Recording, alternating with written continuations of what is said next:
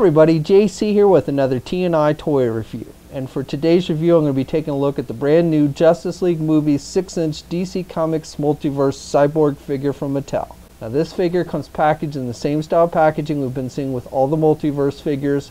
Up at the very top, you've got the Justice League movie logo. Then you've got the DC Comics Multiverse logo. The packaging is done with the red and black highlights. You've got the figure clearly displayed in the window box. Down below you've got an image of the character from the movie and the character's name, and it tells us it comes with the Steppenwolf Collect and Connect figure piece. On the side of the packaging we again have an image of the character from the movie, a brief bio in multiple languages, and then on the back of the packaging we have a look at all the figures in the wave that you need to get in order to complete the Steppenwolf Collect and Connect figure. Alright, let's get this open and take a look at what's inside. Okay, so here's a look at the figure outside the packaging along with the other contents. Now first of all, this figure comes with the left arm and the axe for the Steppenwolf Collect and Connect figure.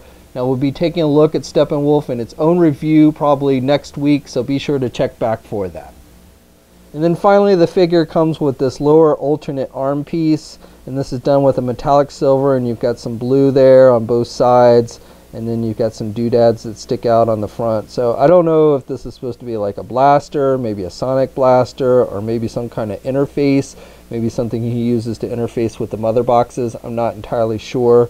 But how it works is you've got the hole on this, and then you just pull off the lower arm piece. And this seems to be primarily made for the right arm, mainly because I have not been able to get the lower left arm piece to pull out. So maybe if you can get that off, you can put it on there as well. But it's definitely seems to be made primarily for the right arm, and that one does come out pretty easily. You just have to turn it a bit. It snaps on with a little ball joint, and then you just snap on the alternate arm piece. And again, you may have to turn it a little bit, but it should fit on there pretty easily.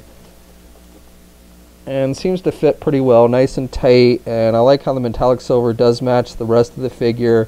And again, I don't know if this is supposed to be a weapon or some type of interface piece, but you can pretty much use it whatever you want. I'm sure this is something he uses in the movie, so once we've seen the movie we'll know exactly what this is.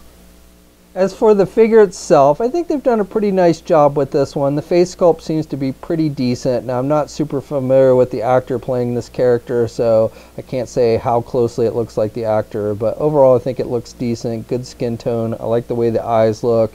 He's got the red eye for the mechanical portion of his face, and I like how the plating looks with the metallic silver. You got some lighter metallic silver on the front of the head, and then a darker grayish color on the back.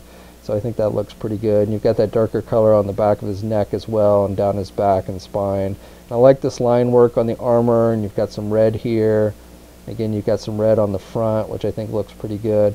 So I like how they've mixed this lighter metallic silver with the darker gray color. I think it looks pretty good. And overall sculpting seems to be pretty good on the armor as well, and seems to be pretty movie accurate.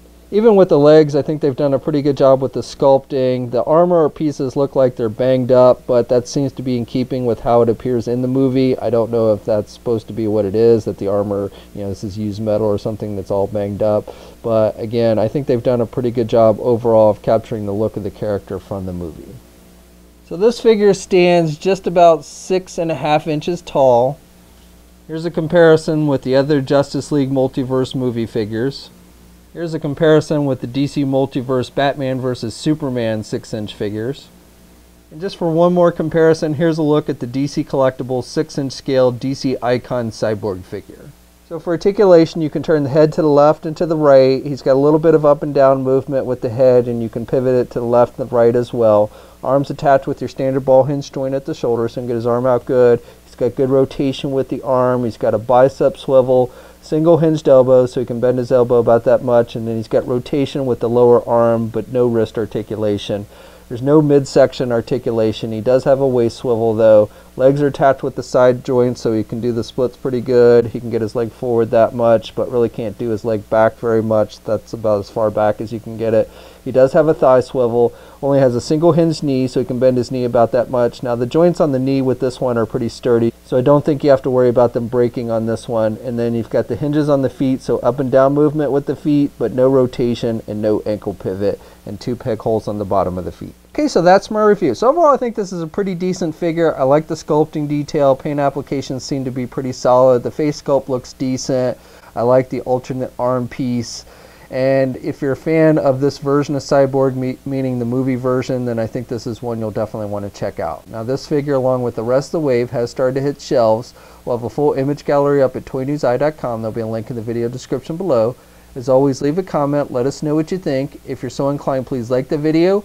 Also, if you haven't already, please hit that subscribe button. I'd really appreciate it. You can also follow me on my Facebook, Twitter, and Instagram accounts. I have links to those in the video description as well. And until next time, I'll catch you later.